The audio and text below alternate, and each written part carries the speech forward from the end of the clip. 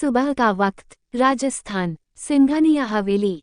खुशहाली आज सुबह जल्दी उठ गई थी, लेकिन मनन उसे रूम से बिल्कुल जाने को मना कर रहा था। और वो अकेले रूम में क्या करती? वहाँ मनन भी नहीं था और उसे कोई जरूरत नहीं थी मनन की। वो नफरत करती थी मनन से। वो बोलती थी नफरत करती है वो यूज। आज तक उसने मनन के सामने नहीं बोला, लेकिन खुद से बोलती थी नफरत है उसे हर एक सिंघानिया खानदान से। उसने स्पेशली मनन को नहीं बोला, लेकिन बोलती थी उसे सिंघानिया हवेली के हर एक शख्स से नफरत है, क्योंकि इनकी वजह से उसका भाई उससे दूर हो गया। उसे इतनी तकलीफें सहनी पड़ रही है सिर्फ और सिर्फ इन्हीं लोगों की वजह से। उसका भाई उससे दूर है। अगर ये सब कुछ नहीं होता, ये लोग चैताली की शादी आरव से कर देते, तो आज उसका भाई उसके साथ होता। लेकिन इन लोगों ने ऐसा नहीं किया, बल्कि चैताली की शादी किसी और से करनी चाहिए। इन्होंने चैताली को खो दिया। खुशहाली ने अपने भाई आरव को खो दिया। वो खुद से बोलती है, नहीं, मैं इस रूम में कैद नहीं रह सकती। मुझे अपने भाई को बेगुनाह साबित करने के लिए सबूत तो ढूंढने होंगे ना। लेकिन मैं इस रूम से बाहर कैसे जाऊं? एक तो पहले ही ये रूम में पता नहीं है, ये अजीब सा नंबर लगा हुआ है जिसको खोलकर ही हम रूम के बाहर जा सकते हैं, लेकिन पता नहीं क्या नंबर डालते हैं इस पर। और उन डमरू ने पता नहीं इसका नंबर भी चेंज कर दिया। पहले तो हमें बता दिया था, लेकिन अब बदल दिए ताकि हम रूम के बाहर नहीं जा सके। हम यहाँ क्या करें? चलो इस कमरे को ही देख लेते हैं। आज पहली बार हम इस कमरे को देखेंगे। हमें 8 दिन हो गए इस कमरे में रहे, लेकिन हमने अभी तक ये कमरा ही नहीं देखा। इतना बोलकर वो बेड पर से उतर जाती है और वो पूरे रूम को देखने लगती है। उसकी नज़र एक दरवाजे पर पड़ती है। वो खुद से बोलती है, कमरे के अंदर भी क्या कमरा है? ये दरवाजा किस चीज़ का है? इतना बोलकर वो उस दरवाजे को खोल देती है। जैसे ही वो उस दरवाजा को खोलती है, उसकी आंखें अंदर का नज़ारा देखकर हैरानी से बड़ी हो जाती हैं। उस रूम के अंदर भी एक रूम था, जहाँ पर स्विमिंग पूल बना हुआ था और उसमें छोटी सी सीढ़ियाँ लगी हुई थी। आसपास बहुत सारी जगह थी, टेबल रखी हुई थी। खुशहाली उस जगह को देखने लगती है। वो जगह सच में काफ़ी बड़ी थी और वहाँ पर भी कुछ कमरे थे। वो खुद से बोलती है, कमरे के अंदर एक कमरा है। वो पूरे कमरे को देखती है, जहाँ पर इतना बड़ा सा तालाब और फिर उसके आसपास भी इतने सारे कमरे। ये घर का एक कमरा है कि पूरा का पूरा इस कमरे में घर बना हुआ है। इतना बोलकर वो उन कमरों को देखने लगती है। वो कमरे की तरफ बढ़ ही रही थी, उसे एक कमरे का गेट खुला हुआ दिखाई देता है। उस गेट को हल्का सा खोलकर अंदर का नज़ारा देखने लगती है। अंदर जिम बनी हुई थी, जहां मनन जिम कर रहा था। वो जिम करते करते थक गया था। उसके पूरी बॉडी से पसीना निकल रहा था, लेकिन वो अभी भी जिम कर रहा था। वो अपनी हाफ शर्ट को धीरे धीरे अपने पेट से लेकर ऊपर जाने लगता है। वो अपने पेट पर शीशे के सामने खड़ा हाथ फेर रहा था और अपने पेट से उस टी शर्ट को ऊपर अपने एक हाथ से ही लेकर जाता है और एक हाथ से उतार देता है। उसके 6 पैक एब्स खुशहाली के सामने थे। खुशहाली उसके 6 पैक एब्स को देख रही थी, जो बहुत ज़्यादा ग्लोइंग शाइन कर रहे थे पसीने की वजह से। पसीने की बूंदें उसकी बॉडी से फिसलती हुई उसके लोअर के अंदर जा रही थी। वो अपने हाथों को शीशे के सामने स्ट्रेच करके देख रहा था। उसके हाथों की नसें उभरी हुई थी और वो भी बहुत ज़्यादा साइन कर रही थी। वो दोबारा जाकर अपनी जिम करने लगता है। वहीं खुशहाली चुपके से खड़ी बस उसे देखे जा रही थी कि वो कैसे जिम कर रहा है। वो जिम करते हुए बहुत ही ज़्यादा अट्रैक्टिव लग रहा था। मनन वैसे ही जिम करते हुए बोलता है, ट्यूलिप, हमें पता है आप वहाँ खड़ी हैं, आप हमें ताड़ना बंद करें और चुपचाप से अंदर आए। खुशहाली मनन की आवाज़ सुनकर एकदम सहर जाती है और वो खुद से बोलती है, इन्हें कैसे पता चला? पीछे से भी हम नहीं दिखेंगे, फिर इन्हें कैसे पता चला है कि हम इन्हें देख रहे हैं? सच में डमरू है। जब देखो गलत तरीके से गलत जगह पर बजते हैं। जब इन्होंने हमें नहीं देखा, हमने इन्हें नहीं देखा, बिल्कुल भी नहीं देखा। वो खुद से ही बोल रही थी। मनन उसे अंदर न आता देखकर बोलता है, ट्यूलिप कम, जल्दी अंदर आओ और हमने आपको कहाँ से देखा ये बात मत पूछो। आज अपने हमारा कमरा एक्सप्लोरर कर लिया ना, अच्छे से देख लिया ना। इस कमरे की हर एक चीज़ से हम वाकिफ़ हैं। यहाँ पर कुछ भी होता है, कोई भी आता है, बिना देखे हम पहचान जाते हैं, और आपकी ये खुशबू। इतना बोलकर वो वैसे ही सूंघने लगता है जैसे खुशहाली उसके बिल्कुल करीब हो। और वो उसकी खुशबू को सूंघ रहा हो। खुशहाली धीरे धीरे कदमों से मनन के पास जाने लगती है। वो मनन के पास जाकर खड़ी हो जाती है। उसने अपना सर नीचे झुकाया हुआ था और अपनी उंगलियों को आपस में फंसाए हुआ था। मनन वेट को रखकर आराम से बैठ जाता है और खुशहाली को कमर से पकड़कर अपनी गोद में बैठा लेता है। खुशहाली उसकी इस हरकत से एकदम से हड़बड़ा जाती है और हड़बड़ाते हुए बोलती है, ये आप क्या कर रहे हैं? देखिए, देखिए, छोड़िए हमें। खुशहाली से ढंग से कुछ भी नहीं बोला जा रहा था। मनन उसकी तरफ अपने चेहरे को झुकाए जा रहा था और उसके कंधे पर अपना चेहरा रखकर उसकी खुशबू को अपने अंदर समाने लगता है। वो अजीब तरीके से उसकी खुशबू को अपने अंदर समा रहा था। वो अजीब तरीके से सूंघ रहा था।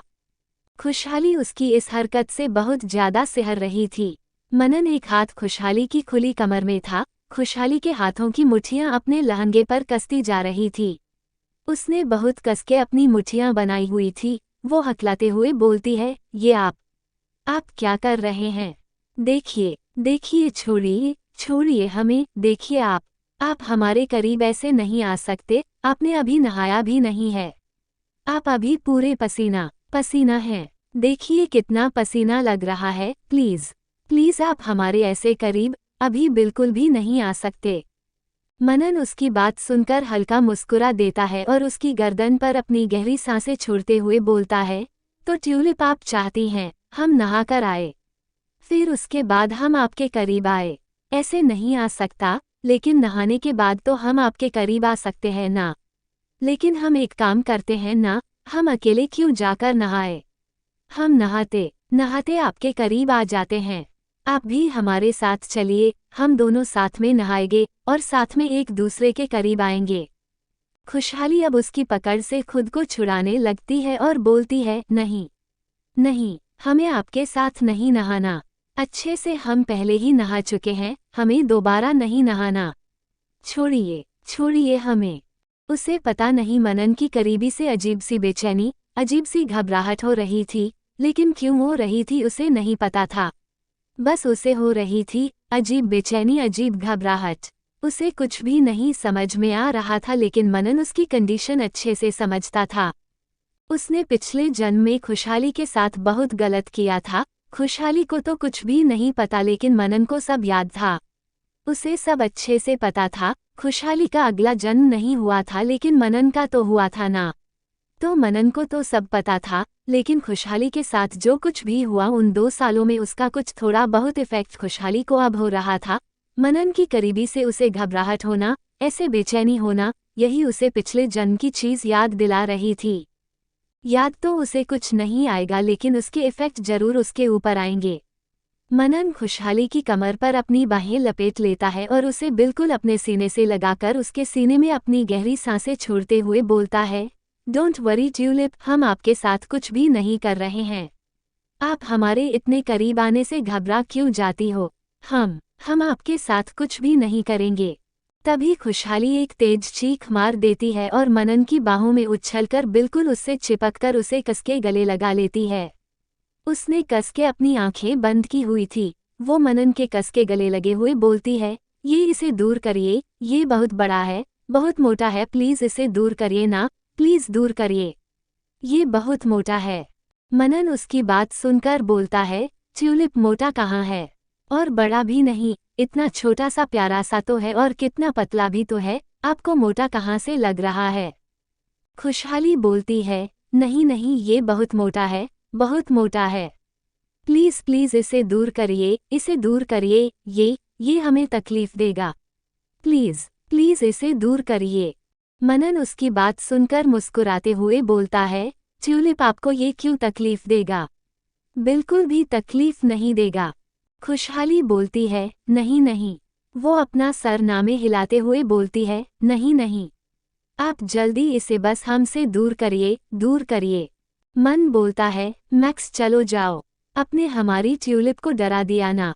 वो अपने सामने खड़े एक ब्राउन कलर के बिलोटे को देखते हुए बोल रहा था, जो सच में काफी मोटा था। मैक्स जो कि यहाँ खुशहाली से मिलने आया था, लेकिन खुशहाली को ऐसे डरता देखकर वो अपनी जगह पर ही खड़ा हो गया था। वो एक कदम भी आगे नहीं बढ़ाया था। मनन की आवाज सुनकर वो बेकार सा मुंह बनाते हुए चुपचाप अपनी जगह पर अंदर उस छोटे से घर में चला जाता है। खुशहाली अब अपनी एक आंख धीरे से खोलकर देखती है कि वो बिलौटा है कि नहीं। जब उसे लगता है वो बिलौटा नहीं है, वो तब भी मनन के गले लगी रहती है। पता नहीं कब वो बिलौटा उसके पास आ जाए। वो अभी वैसे ही मनन के गले लगी हुई थी। मनन उसकी पीठ को धीरे धीरे सहलाते हुए बोलता है, क्या हुआ ट्यूलिप? देखा नहीं है वो चला गया है।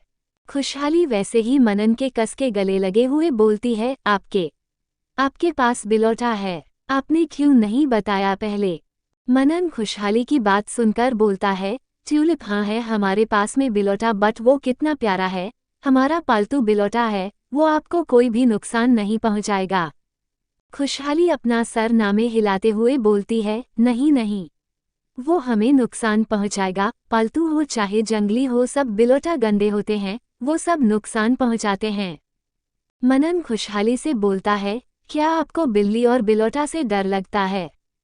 खुशहाली जल्दी से अपना सर हाँ में हिलाते हुए बोलती है, हमें बहुत डर लगता है इन लोगों से, ये काट लेते, जितने अजीब दिखते हैं, खौफनाक खौफनाक आवाजें निकलते हैं, हमें बहुत बहुत ज्यादा डर लगता है। आप प्लीज अपने बिलौटे से कहिएगा हमारे पास नहीं आए। हमने गलती कर दी, हम आज के बाद कभी भी आपकी जिम में नहीं आएंगे, बिल्कुल भी नहीं आएंगे। क्या पता वो आपका पालतू बिलौटा कब हमारे ऊपर हमला कर दे, कब वो जंगली बन जाए, हम बिल्कुल भी नहीं आएंगे। वो वैसे ही बोलते हुए मनन के सीने से लगी रहती है। मनन उसे समझाते हुए बोलता है, ट्यूलिप वो नहीं हमला करेगा, अब नहीं करेगा वो आप पर हमला, वो किसी पर नहीं करता। खुशहाली अपना सर नामे हिलाते हुए बोलती है, नहीं नहीं, वो हमला कर देगा, वो कर देगा। मनन अब उससे कुछ भी नहीं बोलता। वो समझ गया था खुशहाली को बिल्लियों और बिलौटों से बहुत ज्यादा डर लगता है। वो उसकी बातें इस वक्त बिल्कुल भी नहीं मानेगी। वो बस उसे वैसे ही अपने सीने से लगाए उसके पीठ को धीरे धीरे सहला रहा था और उसे रिलैक्स करवा रहा था। वहीं दूसरी तरफ दिल्ली, नोएडा सेक्टर 17 आशियाना डाइनिंग टेबल पर सबके लिए खाना लगा रही थी। उनके फ्लैट पर आरव, अरहम और आशियाना ही रहते थे। वो अच्छे से पूरी डाइनिंग टेबल सेट करने के बाद अरहम और आरव को आवाज लगाते हुए बोलती है, अरहम भाई, आरव भाई जल्दी से आ जाए, नाश्ता कर लीजिए, हमने सारा नाश्ता बना दिया है और सब आज आप दोनों की पसंद का बनाया है, चलिए जल्दी से आ जाइए। आरव अपने रूम से आवाज लगाते हुए बोलता है, आशियाना आ रहे हैं। अरहम भी अपने रूम से आवाज लगाते हुए बोलता है, बस 2 मिनट आशियाना, हम आते हैं। आशियाना उनकी बात सुनकर बोलती है, ठीक है भाई जल्दी आइए। इतना बोलकर वो जस्ट बैठी ही थी अपनी चेयर पर, तभी उनके फ्लैट की डोरबेल बजने लगती है।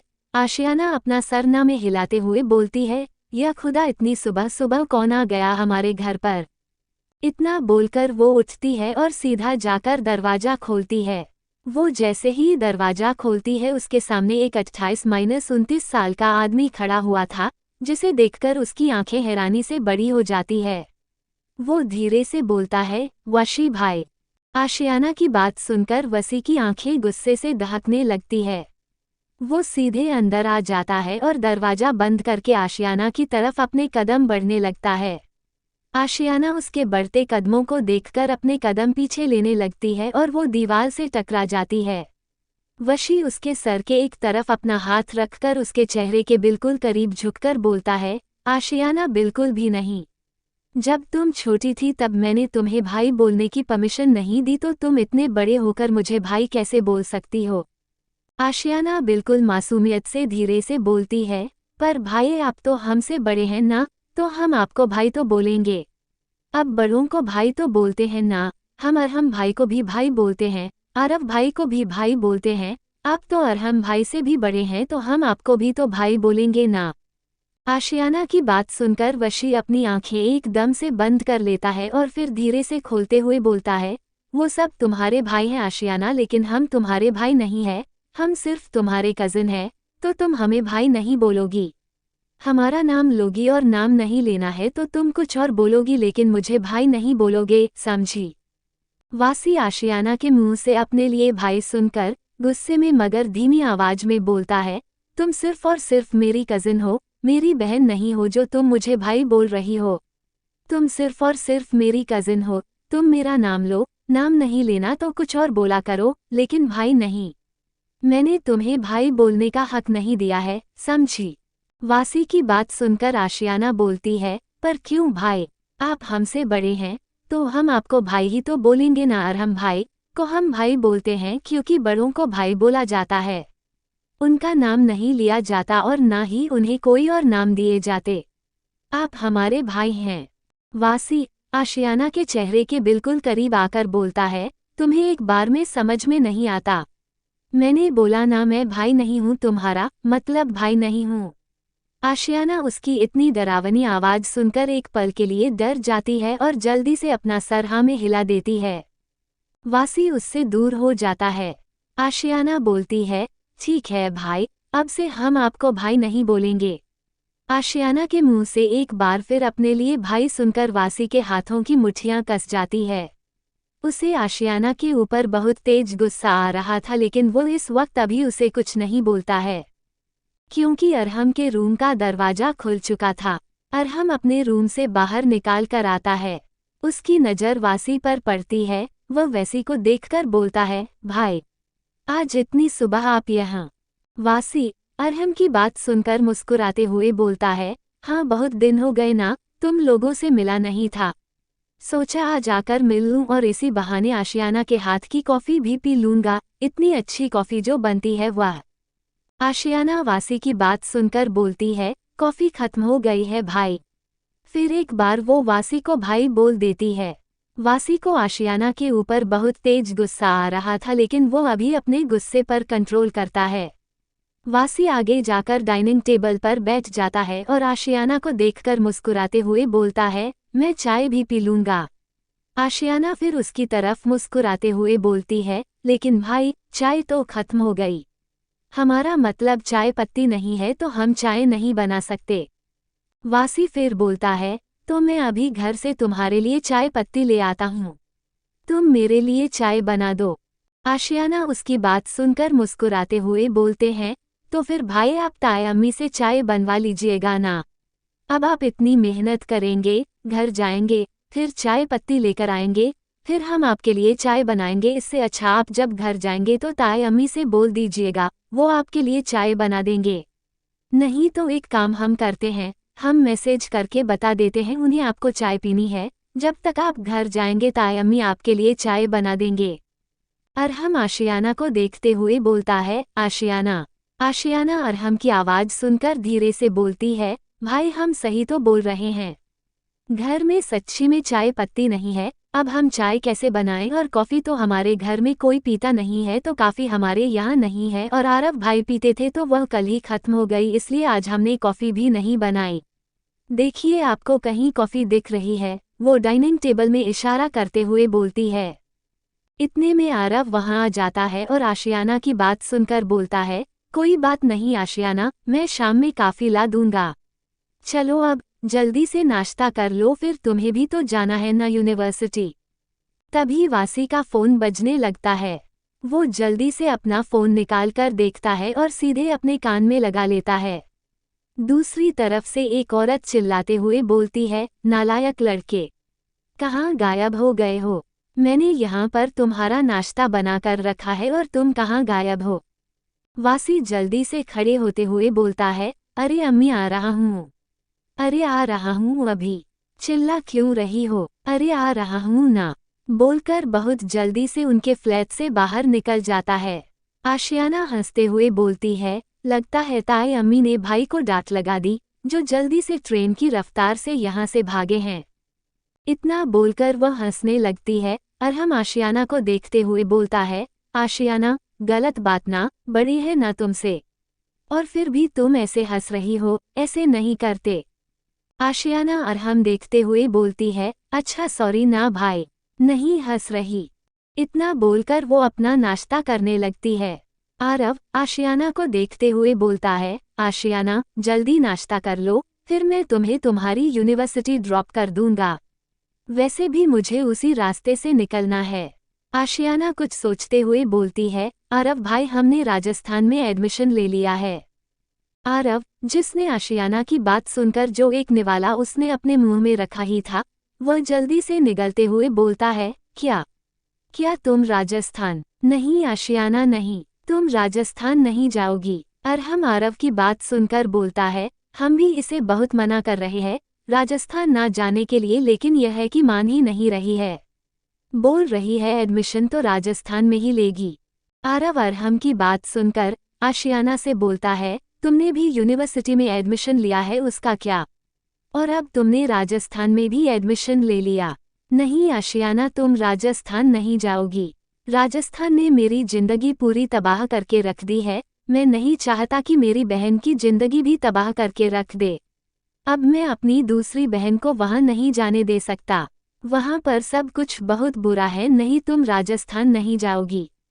आशियाना अरहम की बात सुनकर बोलती है, भाई प्लीज जाने दीजिए ना, हमें कुछ भी नहीं होगा और इस बार हमारी बारी है आपके लिए कुछ करने की। आपने हमारे लिए बहुत कुछ किया है, लेकिन इस बार हम करेंगे आपके लिए।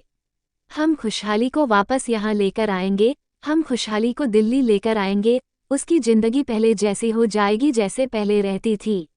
हम आपको इतने दर्द में नहीं देख सकते, प्लीज भाई जाने दीजिए ना प्लीज। आरव अरहम को देखते हुए बोलता है, अरहम तुम कैसे उसे वहां जाने दे सकते हो? तुम्हें पता है ना वह राजस्थान कितना खराब है।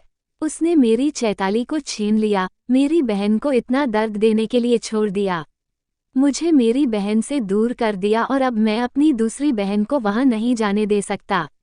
राजस्थान सबकी जिंदगी तबाह कर देता है और मैं अब अपनी दूसरी बहन की जिंदगी नहीं तबाह करने देना चाहता। तुम कैसे उसकी बात मान सकते हो? अरहम आरव से बोलता है, कल से खाना नहीं खाया है उसने और नाश्ता भी इसी शर्त कर रही है कि हम उसे राजस्थान जाने दें। जिद्दी है ये बहुत ज्यादा, जानते हो ना तुम, बचपन से जिद्दी है ये, अपनी बात मनवाने के लिए कुछ भी कर सकती है। रात भर रोती रही ये और हम कुछ नहीं कर सके। इनकी जिद के आगे हमें हमेशा झुकना पड़ता है। उद्धरण चिन्ह। आरव अरहम की बात सुनकर बोलता है, अरहम तुमने आज तक आशियाना की हर एक जिद पूरी की, लेकिन ये जिद तुम पूरी नहीं करोगे। मैं नहीं मानूंगा, मैं आशियाना को राजस्थान नहीं जाने दूंगा। उस जगह ने सबकी जिंदगी को बर्बाद कर दिया। अब मैं अपनी बहन की जिंदगी और नहीं तबाह करने दे सकता। आशियाना नहीं जाओगी तुम राजस्थान। इतना बोलकर वह अपना नाश्ता लेकर सीधे रूम में चला जाता है। कुछ भी हो जाए लेकिन वह आशियाना को राजस्थान नहीं देना जाना चाहता था। राजस्थान में उसकी जिंदगी, उसकी बहन की जिंदगी, उसके प्यार की जिंदगी सब तबाह कर दी। वह अपनी दूसरी बहन की जिंदगी तबाह नहीं करना चाहता था। आशियाना उसके खून के रिश्ते से बहन नहीं थी तो क्या हुआ, उसने दिल से तो उसे बहन माना था ना, और वह अपनी बहन की जिंदगी नहीं तबाह करने देना चाहता था। राजस्थान, सिंघानिया हवेली। माया और चैतन्य माया के रूम में बैठे हुए थे। माया चैतन्य को देखते हुए बोलती है, मैंने तुमसे बोला था ना, मनन के दिमाग में बहुत कुछ चल रहा है। वो अपनी बहन का बदला उसे 2 कौड़ी की लड़की से जरूर लेगा। तुमने देखा सुबह से वह अभी तक अपने रूम से बाहर नहीं निकली है, मतलब कल रात मनन ने उसे बहुत ज्यादा टॉर्चर किया है। उसके साथ वह सब कुछ कर रहा है जो उसकी बहन के साथ हुआ है।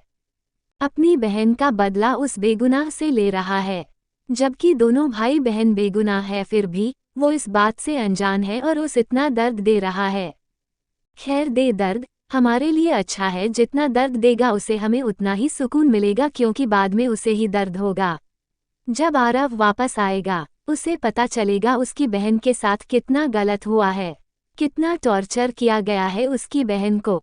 फिर देखना वह मनन से बदला और फिर दोनों में होगी जमकर लड़ाई, और हम पॉपकॉर्न लेकर ऑडियंस की तरह आराम से बैठकर उनकी लड़ाई देखेंगे।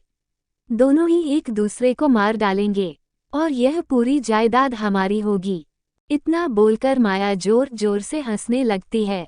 रिद्धिमा जी जो अभी अभी वहां आई थी उसकी बात सुनकर बोलते हैं, तुम्हारे नहीं मेरे बेटे चैतन्य की होगी।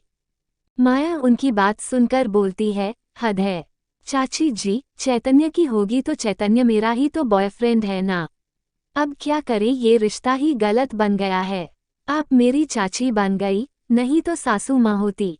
मेरी माँ ने जो धर्मराज सिंघानिया से शादी कर ली, मेरा सोतेला बाप, लेकिन मैं तो चैतन्य से पहले से प्यार करती थी ना, और चैतन्य ने तो कहा था कि हमारी तो शादी होगी और जो चैतन्य का है वही तो मेरा होगा।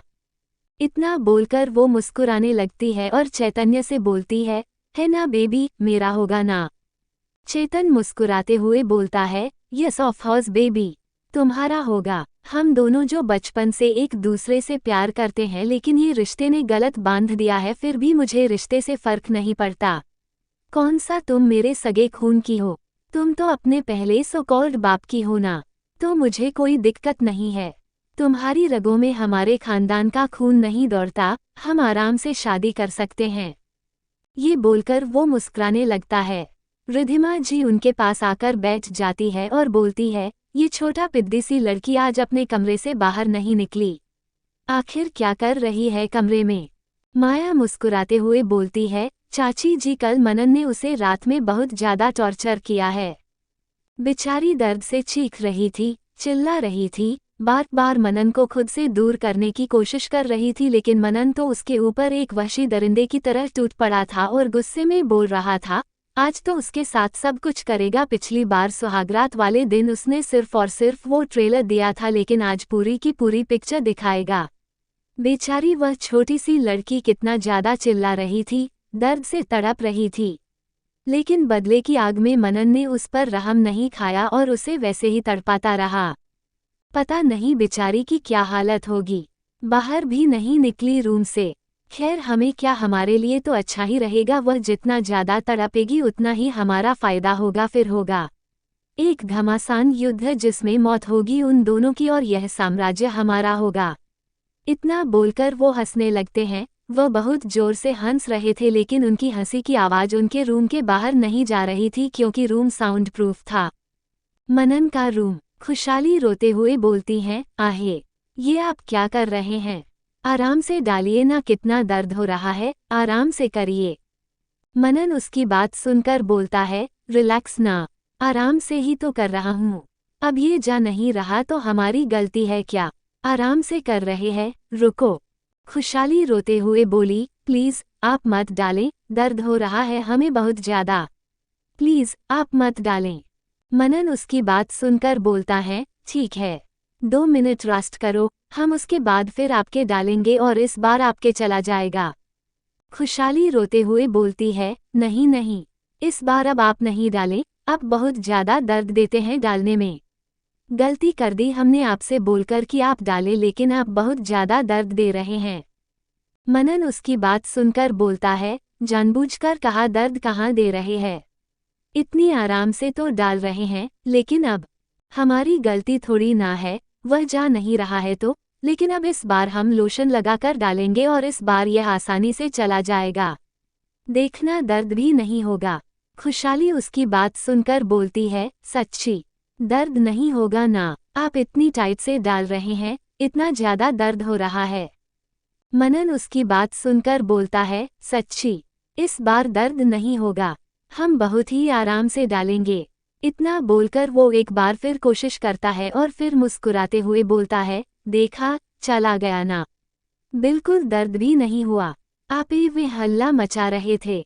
खुशहाली उसकी बात सुनकर बोली, हाँ सच्ची में चला गया, लेकिन आप इतनी कस के पकड़कर डालेंगे तो क्या होगा, हमारी तो जान ही निकल जा रही थी, इतना कसकर कौन डालता है, आराम से भी तो आप डाल सकते थे। मनन उसकी बात सुनकर बोलता है, अच्छा पर अब चला गया ना, आप खामखा ही इतना ज्यादा हल्ला मचा रही थी। खुशहाली उसकी बात सुनकर बोलती है, तो हम क्या करते, इतना टाइट जो था तो हमें दर्द तो होगा ना। मनन बोलता है, इतना टाइट भी नहीं है ये कंगन जितना आप हल्ला मचा रही थी, एक तो आपके नन्हे नन्हे से हाथ है, ऊपर से नन्हा सा कंगन, इतना कोई टाइट नहीं था, हाँ थोड़ा सा आपके हाथ के फिटिंग के हिसाब का है, इसीलिए जा नहीं रहा था, लेकिन अब देखो लोशन लगाकर डाला, इतनी आसानी से चला गया, लेकिन आप है कि इतना ज्यादा हल्ला मचा दी और इतने कीमती आंसू भी आपने बहा दिए, फिर हमें दर्द होने लगा यहाँ हमारे दिल पर, आप क्यों अपने कीमती आंसू बहाती हैं। खुशहाली उसकी बात सुनकर बोलती है, अच्छा तो अब हमें दर्द हो रहा है तो हम रोए भी ना, और हमें दर्द होता है तो हम रोते हैं। माया और चैतन्य मनन के रूम के बाहर से निकल रहे थे, तभी उन्हें मनन के रूम से आवाजें सुनाई देने लगती है। माया चैतन्य को देखते हुए बोलती है, लगता है मनन तो आजकल पूरे मूड में है। दिन में भी अपनी बीवी को नहीं छोड़ रहा, कल रात उसके साथ इतना ज्यादा करने के बाद अभी भी उसे छोड़ नहीं रहा है। चैतन्य माया की बात सुनकर बोलता है, हवसी है वह, अपनी हवस निकाल रहा है। एक छोटी सी 18 साल की बच्ची को देखकर उसकी हवास जाग रही है। 30 साल तक तो सिंगल रहा है। इंसान है यार, उसके अंदर भी फीलिंग्स होगी। जो फीलिंग दबाई हुई थी वो अब बाहर आ रही है। सिंगल रहा है 30 साल तक, तो अब तो उसकी शादी हो गई। अब चाहे बीवी छोटी हो या बड़ी, उसे अपनी हवस मिटानी है तो हवा से मिटाएगा क्या? कब तक बेचारा अपने अरमानों को दबाए रखेगा? उसका बूढ़े होने की भी उम्र हो गई है, कब तक साधु बनके रहेगा? वहीं अंदर खुशहाली अपने आंसुओं को अपने हाथों से पोंछते हुए बोलती है, आपने मेरा हाथ पूरा लाल कर दिया, देखिए कैसे लाल हो गया है। अंकल, आपको जरा भी कंगन पहनाना नहीं आता। अपने इतनी कसके हमें कंगन पहनाए हैं, हमें कितना ज्यादा हट हो रहा है। मनन उसे घूरते हुए बोलता है, तुमने अंकल किसे कहा? खुशहाली धीरे से बोली, आपको। हमने आपको अंकल कहा। और आप, अब तो हमें आप बोलते हैं ना, अब तुम क्यों बोल रहे हैं? देखिए नाराज मत होइएगा, लेकिन अब अंकल को अंकल ही बोलेंगे ना। हम पापा थोड़ी ना बोल सकते हैं। अब आप हमारे पापा थोड़ी ना, आप हमारे अंकल हैं ना। अब पति होने से क्या हुआ, आप हमसे कितने बड़े हैं तो आप अंकल हुए ना। मनन उसकी बात सुनकर बोलता है, अंकल नहीं है, हम आपके पति हैं। अगर आपको हमें कुछ बोलना ही है तो जान बोलो, स्वीटहार्ट बोलो, जानू बोलो, ये अंकल क्या होता है? खुशहाली अपने हाथ अपने सीने में बांधकर बोलती हैं, हम तो आपको अंकल बोलेंगे। अब आपको अंकल अच्छा लगे या बुरा लगे, लेकिन हम आपको अंकल बोलेंगे। अंकल को अंकल ही बोला जाता है और कुछ नहीं बोला जाता है, समझे आप? वो इतना बोल ही रही थी कि उसकी एक जोरदार चीख निकल जाती है। वह आगे देख रही थी, मनन उसकी आंखों में देखता है जिसमें डर साफ नजर आ रहा था। मनन खुशहाली की आंखों का पीछा करते हुए देखता है, जहां पर मनन का बिलोटा मैक्स खड़ा था। मनन मैक्स को देखते हुए बोलता है, मैक्स, जाओ अपने कमरे में और अभी यहाँ मत आना। यहाँ आने को मना करा था ना हमने, फिर क्यों आए हो यहाँ? अपने रूम में चलो जाओ जल्दी से। मैक्स चुपचाप वहाँ से चला जाता है। उसका बॉस हमेशा उसे डांटकर वहाँ से भगा देता था। खुशहाली आंखें बड़ी किए हुए मनन को देखते हुए बोली, हम इस वाले कमरे में नहीं रहेंगे। यहाँ पर वह मोटा सा बिलोटा आ जाता है। हम नहीं रहेंगे इस कमरे में, वह फिर से आ जाएगा तो। मनन खुशहाली की बात सुनकर बोलता, नहीं आएगा, और आप चीखती कितना तेज है, हमारे पूरे कान के सारे पर्दे फट जाते हैं। कम से कम धीरे से चीखा करिए ना, लेकिन आप ऐसे इतनी तेज चीखती है कि पूरे हवेली के लोग जाग जाए। अगर रात में आपने गार्डन में चीख दिया या फिर बाहर चीख दिया तो सारी हवेली वाले आ जाएंगे। औरों की वजह से आपकी चीख निकले, अच्छा थोड़ी लगता है? जब हमारी वजह से निकले तो ज्यादा अच्छी लगेंगे ना। लेकिन अब तो ऐसे ही चीख निकालती रहती हैं। पता नहीं लोग क्या सोचेंगे कि हम आपके साथ क्या कर रहे हैं, जो आपकी इतनी ज्यादा चीख निकाल रही हैं। ये चीख हमारी वजह से निकले तो ज्यादा अच्छा रहेगा। खुशहाली मनन की बात सुनकर बोली, ये पकड़ या बोल रहे हैं, ये कई सी बातें कर रहे हैं। वो हकलाते हुए बोल रही थी। खुशहाली की नज़र विंडो पर जाती है, जहां पर दो लोगों की परछाई दिख रही थी। वो दोनों कोई और नहीं, चैतन्य और माया थे, जो कान लगाकर अंदर की बातें सुन रहे थे। लेकिन अब उन्हें कुछ भी सुनाई नहीं दे रहा था। खुशहाली धीरे से मनन से बोलती है, ये देखिए, कोई हमारे रूम के बाहर हमारी बातें सुन रहा है। कौन है ये? आप इनको जल्दी से जाकर बताइए, किसी की बातें सुनना गलत बात होती है। भाई कहते हैं किसी की बातें चोरी छुपे नहीं सुननी चाहिए, लेकिन ये लोग सुन रहे हैं, इन्हें चिल्लाए जाकर। मनन खुशहाली की बात सुनकर बोलता है, डोंट वरी ट्यूलिप, सुनने दीजिए ना हमारी बातें, इनको ज्यादा कुछ पता नहीं चलेगा। हम आराम से यहाँ पर रह रहे हैं ना, जिसको जो सुनना है सुनते रहे, हमें कोई परेशानी नहीं है। खुशहाली मनन से कुछ बोलती तभी उनके दरवाजे पर नोक होने लगता है। मनन तेज आवाज में पूछता है, कौन है? बाहर से अधिराज की आवाज आती है, भाई सा दरवाजा खोलिए, हमें आपसे कुछ बात करनी है। मनन एक गहरी सांस लेकर वहां खुशहाली के पास से उठ जाता है और दरवाजा खोलने चला जाता है। अधिराज दरवाजा खुलते ही मनन के हाथ के नीचे से अंदर आ जाता है। वो बहुत अच्छे से जानता था मनन उसे ऐसे तो अंदर आने देगा नहीं, तो उसे कोई ना कोई तिकड़म तो करना पड़ेगा ना, अंदर आने के लिए और अपनी भाभी सा से बात करने के लिए। मनन की शादी को इतने दिन हो गए लेकिन अधिराज ने एक भी बार खुशहाली से बात नहीं की थी, उसे मौका ही नहीं मिलता था। तो कुछ शादी से बात करने का है, मन मुझे किसी से बात करने ही नहीं देता था। अधिराज अंदर जाकर खुशहाली के पास बैठ जाता है और बोलता है, भाभी सा, मैं आपका छोटा सा प्यार सा देवर। खुशहाली अधिराज के ऐसे अपने पास बैठने से घबरा जाती है और पीछे खिसकने लगती हैं। अधिराज उन्हें ऐसे देखकर बोलता है, भाभी सा, आप हमसे डर क्यों रही है? हम आपको नुकसान नहीं पहुंचेंगे और हम आपके छोटे से प्यारे से देवर है। आज आपकी शादी के 10 दिन हो गए हैं लेकिन आपसे हमारी मुलाकात ही नहीं हुई और भाई सा हमें आपसे मुलाकात करने ही नहीं देते। तो हमने सोचा हमें कुछ तिगड़म लगाना पड़ेगा आपसे मुलाकात करने के लिए, ये लीजिए। वह एक बॉक्स खुशहाली की तरफ बढ़ाते हुए बोलता है। खुशहाली कंफ्यूजन में उसे बॉक्स को देखने लगती है। वह अपनी नजरें उठाकर मनन को देखती हैं। मनन आगे जाकर अधिराज को देखते हुए बोलता है, अधिराज आप यहाँ क्या कर रहे हैं और यह क्या है? अधिराज मनन की बात सुनकर बोलता है, भाई सा आज नहीं, आज हमें अपनी भाभी सा से बात करने दीजिए। उनकी पहली रसोई हुई और उन्हें कोई तोहफा भी नहीं दे पाए और आपने तो उनकी मुंह दिखाई में कुछ दिया नहीं होगा। तो हमें अपनी भाभी सा के लिए कुछ अच्छा सा तो लाना होगा ना, जो हम उनके लिए लेकर आए हैं। इतना बोलकर वह उस बॉक्स को खोलता है जिसमें एक रिंग थी जो दिखने में बहुत ही ज्यादा प्यारी लग रही थी। उसे रिंग के बीच में एक बड़ा सा ब्लू कलर का एक्वेरियम का स्टोन लगा हुआ था और उसके शकल में डायमंड के छोटे छोटे नग लगे हुए थे। फिर उसके बाद एक शकल ब्लू एक्वेरियम का लगा हुआ था। वो रिंग दिखने में बहुत ही ज्यादा खूबसूरत लग रही थी। खुशहाली तो बस उस रिंग को देखती ही रह जाती है। वो रिंग सच में दिखने में बहुत बहुत ज्यादा खूबसूरत थी। मनन अधिराज को देखते हुए बोलता है, ये रिंग आपको कहाँ से मिली है अधिराज? मतलब ये रिंग आपने कहाँ से बनवाया, कहाँ से लाया है आपने? अधिराज मनन को देखते हुए बोलता है, भाई सा रिंग तो हमने ऑर्डर देकर बनवाया, आपके क्रेडिट कार्ड से। आपको मैसेज नहीं आया? आपको नहीं पता चला कि आपके क्रेडिट कार्ड यूज किया गया है? चलो कोई बात नहीं, आपको थोड़ी देर में मैसेज आ जाएगा।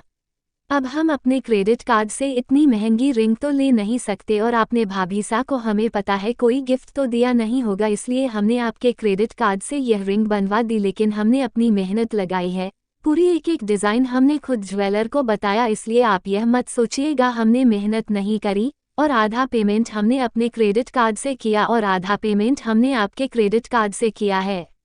इतना बोलकर वो अपनी बत्ती सी दिखाने लगता है। मनन उसे कुछ भी नहीं बोलता। अधिराज खुशहाली को देखते हुए बोलता है, भाभी साहब आप अपना हाथ दिखाइए ना, हम आपको ये रिंग पहनाते हैं। हम इतने प्यार से आपके लिए रिंग लेकर आए, आप पहनेगी ना? खुशहाली ने अपनी नजरें मनन पर गड़ाई हुई थी। मनन जल्दी से आगे आकर अधिराज के हाथ से वह रिंग ले लेता है और खुशहाली की इंडेक्स फिंगर में पहना देता है। अधिराज तो बस देखता ही रह जाता है। फिर वो मनन से बोलता है, भाई साहब आप इतने इनसिक्योर क्यों हो रहे हैं? वह भाभी सा है हमारी, हम उनके देवर है। आप हमसे इतना ज्यादा इनसिक्योर क्यों हो रहे हैं? खैर जलन का तो हम कुछ नहीं कर सकते। जलन कभी भी, कहीं भी, किसी से भी हो सकती है। इतना बोलकर अधिराज वहां से उठ जाता है। वो वहां से जाने लगता है। फिर एक नज़र पीछे मुड़कर खुशहाली को देखते हुए बोलता है, भाभी सा शाम को मिलते हैं, रात में डिनर लेकर हम आएंगे आपके पास। इतना बोलकर वह वहां से चला जाता है। खुशहाली बस अधिराज को ही देखती रहती है। अधिराज भी कुछ कम नहीं था दिखने में, बहुत ही ज्यादा स्मार्ट, हैंडसम। उसके बाल हमेशा मेसी रहते थे क्योंकि वह अपने बालों को ऐसे ही रखना ज्यादा पसंद करता था। उसके चेहरे पर एक अलग ही तेज रहता था जो लोगों को अपनी तरफ अट्रैक्ट करता था और उसकी आवाज़ वह भी बहुत ज़्यादा अट्रैक्टिव थी। खुशहाली उसको देखते ही रहती है। अधिराज के जाने के बाद मनन खुशहाली के सामने चुटकी बजाते हुए बोलता है, हेलो ट्यूलिप, कहाँ खो गई? देवर है वह आपका। खुशहाली कुछ भी नहीं बोलती और उस रिंग को देखने लगती है। वो बस उस रिंग को ही देखे जा रही थी। वही दूसरी तरफ दिल्ली, नोएडा, सेक्टर 17। आरव जो अभी अभी रूम के बाहर आया था, आशियाना उसे देखकर जल्दी से सोफे से उठ जाती है और आरव के पास जाकर बहुत ही प्यार से बोलती है, आरव भाई, प्लीज मान जाए ना, प्लीज मान जाए। देखिए हम कह रहे हैं, हम खुशहाली को वहां से बिल्कुल सही सलामत लेकर आएंगे, प्लीज मान जाए। आरव अपना सिर नामे हिलाते हुए बोलते हैं, आशियाना मैं तुम्हें वहां नहीं जाने दे सकता। वहां पर सबकी जिंदगियां तबाह हो गई है। मैं अब तुम्हें तुम्हारी जिंदगी तबाह नहीं करने दे सकता। तुम अपने हाथ से अपनी जिंदगी तबाह करो, यह इजाजत मैं तुम्हें नहीं दूंगा। राजस्थान बहुत खराब है, उसने सबकी जिंदगियां तबाह कर दिया। उद्धरण चिन्ह। आशियाना आरव को देखते हुए बोलती है, भाई हम छोटे बच्चे नहीं हैं। हमें कुछ भी नहीं होगा, हम खुद को संभाल लेंगे, हम खुद को कुछ भी नहीं होने देंगे, कुछ भी नहीं होगा। हमारी जिंदगी तबाह नहीं होगी, हम खुद को किसी भी मुसीबत में फंसने नहीं देंगे। प्लीज भाई मान जाए, आपने हमारे लिए बहुत कुछ किया है, अब बारी हमारी है। आपने हमारे बिन कहे हमारे लिए सब कुछ किया है। आपने बोला था ना एक बार, हमें जो चाहिए होगा आप मुझे देंगे। आपने हमसे प्रॉमिस किया था, जब हमें जो चाहिए होगा आप हमें बिना किसी न नुकुर के हमें वह चीज देंगे, आपने कहा था ना भाई। उद्धरण चिन्ह। आरव अपना सर हाँ में हिला देता है। आशियाना बोलती है, हाँ बस उस प्रॉमिस के खातिर हमें राजस्थान जाने दीजिए, प्लीज भाई प्लीज। हम प्रॉमिस करते हैं हम खुद को किसी भी खतरे में नहीं डालेंगे और खुशहाली को सही सलामत राजस्थान से वापस दिल्ली लेकर आएंगे। प्लीज भाई मान जाए, प्लीज प्लीज प्लीज प्लीज। आप अपने वादे से मुकर नहीं सकते, आपको अपना वादा पूरा करना होगा। आज हम आपसे एक चीज मांग रहे हैं, पहली बार मांग रहे हैं, आप प्लीज हमें वह चीज तो दे ही सकते हैं ना। आरव आशियाना की बात सुनकर बोलता है, आशियाना तुम मुझसे कुछ भी मांग लो, तुम जान भी मांगोगी मैं तुम्हें दे दूंगा, लेकिन ये चीज मैं तुम्हें नहीं दे सकता। जिस जगह ने 3 जिंदगियां बर्बाद की हैं, मैं उस जगह तुम्हें भेजकर तुम्हारी भी जिंदगी बर्बाद नहीं करना चाहता। आशियाना वह जगह बहुत खराब है, तुम समझती क्यों नहीं हो? आशियाना अपना सिर नामे हिलाते हुए बोली, नहीं भाई, हमें कुछ भी नहीं समझ में आ रहा, हमें सिर्फ एक चीज समझ में आ रही, हम हैं जो खुशहाली को वहां से वापस ला सकते हैं। सिंघानिया हवेली के हर एक शख्स ने आपको और अरहम भाई को देखा, लेकिन किसी ने भी हमें नहीं देखा है। हम आसानी से खुशहाली को सिंघानिया हवेली से वापस ला सकते हैं। आप हम पर विश्वास करिए, यकीन करिए हम पर, प्लीज भाई। हम एक चीज मांग रहे, इसके अलावा हम आपसे कुछ भी नहीं मांगेंगे। आप हमें जो फैसला इसके बाद देंगे हम वह मान जाएंगे, लेकिन हमें ये चीज करने दीजिए। आरव को थक हार कर आशियाना के सामने उसकी बात माननी ही पड़ती है। वह और ज्यादा आर्ग्यू नहीं कर सकता था, क्योंकि आशियाना बहुत ज्यादा जिद्दी थी। जहां खुशहाली बिल्कुल शांत आरव की हर एक बात मान लेती थी, वहीं आशियाना अगर उसे कुछ चाहिए तो वो उस चीज के लिए जिद्दी बन जाती थी। जब तक उसे वह चीज नहीं मिलती थी वो अपनी जिद से नहीं हटती थी। उस जिद को पूरे करने के लिए या तो अपना खाना पीना बंद कर देती थी या फिर खुद को कमरे में बंद कर देती थी। एक बार आरव के सामने ही उसने अपनी जिद पूरी करने के लिए अपना खाना पीना बंद कर दिया था और इस चक्कर में उसे चक्कर भी आ गए थे। 2 दिन उसे अस्पताल में बिताना पड़ा और आरव वह चीज नहीं चाहता था, इसलिए वह आशियाना के जिद के आगे हार जाता है और उसे राजस्थान जाने के लिए मान जाता है। आशियाना खुश होते हुए बोलती हैं, thank you thank you thank you भाई। हम अपना ख्याल बहुत अच्छे से रखेंगे। शाम की फ्लाइट है हमारी। आरव आशियाना को देखते हुए बोलते हैं, व्हाट इज दिस आशियाना? तुमने मुझसे बात करने से पहले ही फ्लाइट की टिकट करवा दिया। उद्धरण चिन्ह। आशियाना आरव की बात सुनकर हल्का सा मुस्कुराकर बोलती है, हमें पता था भाई, आप हमारी बात मान जाएंगे और हम आपको आराम से मना लेंगे, इसलिए हमने पहले ही टिकट करवा ली। तो हम ज़्यादा देर यहाँ पर नहीं रहना चाहते, हम बस जल्द से जल्द राजस्थान जाना चाहते हैं और खुशहाली को वापस लेकर आना चाहते हैं। क्या आशियाना बचाकर ला पाएगी खुशहाली को राजस्थान से दिल्ली? रात का वक्त, दिल्ली, नोएडा, सेक्टर 17। आशियाना आरव और अरहम को देखते हुए बोलती है, भाई अब आप दोनों ऐसे मुंह लटका के तो ना रहे, हम जाकर वहां पर आप लोगों को फोन करेंगे ना। ऐसे मुंह लटका कर रहेंगे तो हम कैसे जा पाएंगे। हर वक्त आप लोगों का ये लटके हुए चेहरे हमारे जेहन में घूमते रहेंगे। प्लीज ऐसे मत करें, हमें खुशी खुशी यहाँ से जाने देना।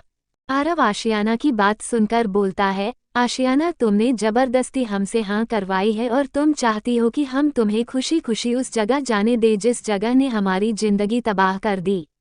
आशियाना आरव को देखते हुए बोलती है, भाई वहाँ कुछ भी नहीं होगा, हम खुशहाली को सही सलामत वहाँ से वापस लेकर आएंगे। भरोसा रखें हम पर, हमने आप पर हमेशा भरोसा रखा है, इस बार आप हम पर भरोसा रख ले। उद्धरण चिन्ह। आरव बस हम में जवाब दे देता है, वह कुछ भी नहीं बोलता। आशियाना अरहम के गले लगते हुए बोलती है, भाई आपने क्यों मुंह लटकाया हुआ है। अब आरव भाई का तो समझ में आ गया, लेकिन आपने क्यों मुंह लटकाया हुआ है। अरहम आशियाना को वैसे ही गले लगाए हुए बोलते हैं, हम अपनी प्यारी बहन को खुद से दूर कर रहे हैं। जहां हमने आपको कभी भी खुद से अलग नहीं किया, कहीं भी अकेले नहीं जाने दिया, लेकिन अब आप हमसे इतना दूर जा रहे हैं। हमने अम्मा अब्बा से वादा किया था, हम आपको कभी भी अकेला नहीं छोड़ेंगे, लेकिन हम आपको आज अकेला छोड़ देंगे। आशियाना मत जाओ ना। आशियाना अरहम से अलग होकर बोलती है, भाई ये कौन सी बात होती है। अभी तो आपने हमारे जाने का टिकट करवाया, आप कल तक राजी हो गए थे और अब मना कर रहे हैं। नहीं, हम अपने फैसले पर बिल्कुल अटल है, हम राजस्थान जाएंगे, मतलब हम जाएंगे। हम अब किसी की भी नहीं सुनेंगे, ना आपकी नहीं आरव भाई की। चलिए अभी रुकिए, पहले ताई अम्मी को बताएं, नहीं तो वह बिना फालतू का परेशान होती रहेगी। हम 5 मिनट में ताई अम्मी से बात करके उनसे सलाम करके आते हैं। अरहम अपना सर हाँ में हिला देता है। आशियाना जल्दी से अपने फ्लैट से निकल जाती है और 2 फ्लैट छोड़कर तीसरे फ्लैट पर बेल बजाने लगती है। आशियाना जल्दी जल्दी बार बार बेल बजा रही थी। वहीं अंदर एक औरत जो करीब 45-50 साल की लग रही थी, वह अंदर से आवाज लगाते हुए बोलती है, अरे भाई आ रहे हैं। कौन है जिसे इतनी जल्दी मची हुई है, सब्र नहीं हो रहा है। सब्र करो, हम आ रहे हैं। इतना बोलकर वो जल्दी से आकर दरवाजा खोलती हैं। वह सामने आशियाना को देखकर बोलती हैं, अरे आशियाना बेटा, आज आप हमारे यहाँ, बताइए क्या हाल है, आइए अंदर। आशियाना मुस्कुराते हुए अंदर आती है और रुबीना जी को देखते हुए बोलती है, अस्सलामुअलैकुम ताई मम्मी। रुबीना जी उसके सलाम के जवाब में बोलती है, वालेकुम अस्सलाम। क्या बात है, आज हमारी बच्ची बहुत ज्यादा खुश नजर आ रही है। आशियाना मुस्कुराते हुए बोलती है, हाँ ताई अम्मी, वह हमने यूनिवर्सिटी में एडमिशन ले लिया, राजस्थान में। रुबीना जी आशियाना की बात सुनकर बोलती हैं, बेटा आपने इतनी दूर एडमिशन क्यों ले लिया, आप राजस्थान जा रहे हैं। आशियाना मुस्कुराते हुए बोलती है, हाँ ताई मम्मी, वहाँ पर हमारी ड्रीम कॉलेज है और हम वहीं पर बचपन से एडमिशन लेना चाहते थे, जो आज हमने फाइनली ले लिया है। जाने दीजिए ना ताई अम्मी। रुबीना जी परेशान होते हुए बोलती हैं, पर बेटा हम आपको कैसे जाने दे सकते हैं, इतनी दूर, वह भी अकेले, आप अकेले कैसे जाएंगे। आशियाना मुस्कुराते हुए उन्हें सोफे की तरफ लाते हुए बोलती हैं, ताई अम्मी हम अकेले थोड़ी ना है, हमारे साथ आपकी दुआएं हैं, भाई की दुआएं हैं, सबकी दुआएं हैं। हम अकेले थोड़ी ना है, और जब हमारे साथ आप सबकी दुआएं हैं, हमारे अल्लाह हमारे साथ है, तो फिर हमें किस चीज़ का डर भला। हम किसी से भी नहीं डर रहे और हमें कुछ भी नहीं होगा। वहाँ हमारी फ्रेंड पहले से है जो अभी कुछ वक्त पहले ही गई है और हम उसी के साथ रहेंगे। आप बिल्कुल भी परेशान ना होइए। यहाँ आशियाना रुबीना जी से झूठ बोल देती है, क्योंकि रुबीना जी से अगर वह सच बोलती तो वह बहुत ज़्यादा परेशान हो जाते और वह उन्हें परेशानी में नहीं देखना चाहती थी, इसलिए वह झूठ बोल देती है। रुबीना जी आशियाना की बात सुनकर बोलती हैं, अच्छा ठीक है, तुम यहाँ बैठो, हम तुम्हारे लिए कुछ खाने को लेकर आते हैं ताकि तुम वहाँ अपने साथ लेकर जाओ। तुम पतली हो जाओगी, वैसे ही इतनी दुबली पतली हो और पतली हो जाओगी, वहाँ जाकर अपना ख्याल भी नहीं रखोगी। हम तुम्हारे लिए कुछ अच्छा सा लेकर आते हैं जो तुम वहाँ पर खा सको और हेल्थी भी रहो। आशियाना मुस्कुराते हुए बोली, जी ताई मम्मी, आपके हाथ का बना हुआ तो हम जरूर लेकर जाएंगे, इसलिए तो आपको बताने आए हैं ताकि आप हमें कुछ टेस्टी टेस्टी बना कर दे। अच्छा, आप हमारे लिए खाना निकालिए, हम वसी भाई से खुदा हाफिज बोल कर आते हैं। इतना बोलकर वह वसी के रूम की तरफ चली जाती हैं। वह वसी के रूम में नॉक करती है लेकिन उसका रूम पहले से ही खुला हुआ था। आशियाना अपनी छोटी सी मुंडी उसके रूम में डालकर चारों तरफ देखती है लेकिन उसे कहीं भी वासी दिखाई नहीं देता। वह अंदर अपने कदम बढ़ा देती है, वह जैसे ही अंदर आती है गेट अचानक से बंद हो जाता है। आशियाना एकदम से घबरा जाती है। वह धीरे से अपनी गर्दन घुमाकर पीछे देखती है, जहां पर वासी खड़ा हुआ था और गुस्से से जलती लाल आंखों से आशियाना को ही घूर रहा था। आशियाना अपना थूक निगलते हुए बोलती है, क्या भाई, आपने तो हमें डरा ही दिया। वह इतना बोल ही रही थी कि उसकी नज़रें वासी की आंखों में जाती है जो बिल्कुल लाल थी। आशियाना एक पल के लिए उसकी इतनी लाल आंखों को देखकर अंदर तक डर जाती है। वह उसको देखते हुए बोलती है, भाई यह आपकी आंखें इतनी लाल क्यों हैं? उद्धरण चिन्ह। वासी वैसे ही आशियाना की बात सुनकर उसे कंधों से पकड़कर सीधे दरवाजे में टिका देता है और उसके चेहरे के बिल्कुल करीब आकर उसके चेहरे पर गहरी सांस छोड़ते हुए अपने एक एक शब्द पर जोर देते हुए बोलता है, मैंने तुमसे पहले भी कहा है कि मैं तुम्हारा भाई नहीं हूँ, सिर्फ और सिर्फ तुम्हारा कज़न हूँ, उसके अलावा कुछ भी नहीं। फिर क्यों मुझे भाई बोलती हो? वासी की आवाज़ बहुत ज्यादा डरावनी थी जिसे सुन आशियाना अंदर तक डर जाती है। वह अपना थूक निगलते हुए बोलती है, यह आप क्या कर रहे हैं? छोड़िए हमें, हमें दर्द हो रहा है। छोड़िए भाई, हमें दर्द हो रहा है। आशियाना के मुंह से एक बार फिर अपने लिए भाई सुनकर वासी का दिमाग खराब हो जाता है। वह गुस्से में अपने दांत पीसते हुए बोलता है, तुम्हें एक बार का समझ में नहीं आता है? एक बार बोला ना, नहीं है हम भाई तुम्हारे मतलब नहीं है। आइंदा तुमने मुझे भाई बोला तो तुम्हारी जबान खींचकर काट दूंगा, समझी? वासी बहुत ही ज्यादा डरावने तरीके से बोल रहा था जिससे आशियाना अंदर तक बहुत ज्यादा घबरा रही थी। आशियाना वासी की इतनी डरावनी आवाज सुनकर और उसका इतना डरावना गुस्से से तमतमाता चेहरा देखकर रोने लगती है। वासी का चेहरा गुस्से से पूरा लाल हो गया था, उसकी नसें उभर आई थी, उसकी बॉडी गुस्से से कांप रही थी। आशियाना रोने लगती है, वह कुछ भी नहीं बोल रही थी, बस रो जा रही थी। वासी उसके आंसुओं को देखकर अपना एक हाथ गुस्से में दरवाजे पर मारते हुए बोलता है, शट अप। तुम रो क्यों रही हो? मैंने क्या कहा है तुम्हें? आशियाना रोते हुए धीरे से बोलती है, हमें दर्द हो रहा है, प्लीज छोड़िए। वासी उसकी बात सुनकर बोलता है, तुम्हें दर्द हो रहा है और मुझे हर रोज दर्द होता, उसका क्या? यह मेरे सीने में रोजाना तुम्हारी वजह से, तुम्हारे मुंह से यह भाई शब्द सुनकर दर्द होता है, उसका क्या? आशियाना रोते हुए बोलती है, हमारी वजह से आपको क्यों दर्द होगा? हमारी वजह से आपको क्यों तकलीफ होगी? हमें छोड़िए, हमें देर हो रही है, हमें जाना है, प्लीज छोड़िए हमें। आशियाना की जाने की बात सुनकर वासी का चेहरा जो गुस्से से तमतमा रहा था वह नॉर्मल हो जाता है और वह धीरे से आशियाना का हाथ पकड़कर धीरे से बोलता है, सॉरी, मैंने तुम्हें कस के पकड़ लिया ना, माफ कर दो मुझे, लेकिन रो मत प्लीज, मुझे छोड़कर मत जाओ, मैं नहीं रह पाऊंगा तुम्हारे बिना, प्लीज मत जाओ। आशियाना वासी को देखते हुए बोलती है, क्यों आप हमारे बिना नहीं रह पाएंगे? हम तो सिर्फ कजिन हैं ना एक दूसरे के, हमारे बीच इसके अलावा कोई भी रिश्ता नहीं है, हम सिर्फ कजिन हैं। आप अब छोड़िए हमारा हाथ। वासी आशियाना की बात सुनकर बोलता है, कजिन नहीं है, सिर्फ प्यार करता हूँ मैं तुमसे, वह भी अभी से नहीं, बचपन से प्यार करता हूँ। प्लीज मुझे छोड़कर मत जाओ आशु, मैं नहीं रह पाऊंगा तुम्हारे बिना, प्लीज मत छोड़ो मुझे। आशियाना वासी की बात सुनकर बोलती है, यह आप क्या बोल रहे हैं? प्यार मोहब्बत यह सब गलत है, ये सब गलत है। हम यह नहीं कर सकते, छोड़िए हमारा हाथ।